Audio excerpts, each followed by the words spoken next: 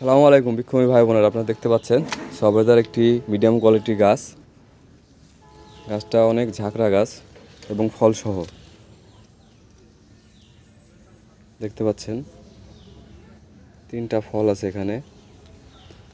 এটা একটি 12 মাসি সবেদা। এই পাশে ছোট গুটি,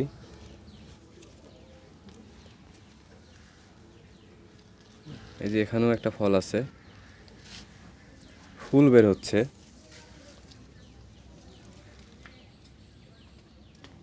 দেখতে পাচ্ছেন এপাশে ফল আছে, এখানে ফল ও ফুল আছে।